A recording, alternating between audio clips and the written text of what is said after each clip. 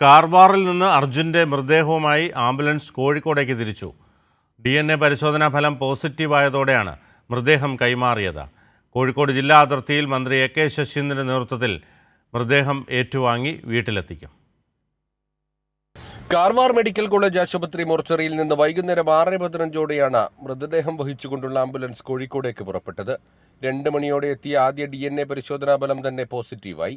ഷിരൂരിലുള്ള അർജുന്റെ സഹോദരൻ അഭിജിത്തിന്റെ രക്തസാമ്പിൾ നേരത്തെ ശേഖരിച്ചിരുന്നു. ഹൂബ്ലിയിലെ റീജിയണൽ ഫോറൻസിക് സയൻസ് ലബോറട്ടറിയിലാണ് പരിശോധന പൂർത്തിയാക്കിയത്. കാർവാർ MLA സതീഷ് കൃഷ്ണസെയിലും AKM അഷ്റഫ് MLAയും കർണാടക പോലീസും ആംബുലൻസിനെ അനുഗമിക്കുന്നുണ്ട്. കർണാടക സർക്കാരിന്റെ ധനസഹായം 5 ലക്ഷം രൂപ കുടുംബത്തിന് വീട്ടിലെത്തി കൈമാറും. We are taking the body of our Arjun. Our CM told me to hand over 5 lakhs rupees to his mother. And on behalf of our Karnataka government, I am also giving, accompanying to till the body reaches to their home.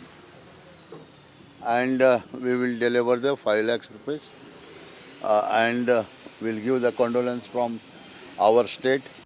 പുലർച്ചെ 5 കോഴിക്കോട് ജില്ലാ അതിർത്തിയായ അഴിയൂരിൽ വെച്ച സംസ്ഥാന സർക്കാരിന് വേണ്ടി വനംവകുപ്പ് മന്ത്രി AK Saseendran മൃതദേഹം ഏറ്റുവാങ്ങും. പൂളാടിക്കുന്നിൽ നിന്ന് ലോറി ഉടമകളുടെ നേതൃത്വത്തിൽ ഏറ്റുവാങ്ങി കണ്ണാടിക്കലിലെത്തിക്കും. കണ്ണാടിക്കലിൽ നിന്ന് വീട് വരെ നാട്ടുകാരുടെ നേതൃത്വത്തിൽ വിലാപയാത്ര. ചടങ്ങുകളും പൊതുദർശനവും പൂർത്തിയാക്കി ഉച്ചയോടെ സംസ്കാരം നടക്കും. ക്യാമറമാൻ ഷൈജു പിലാത്രയോടൊപ്പം സിജു കണ്ണൻ.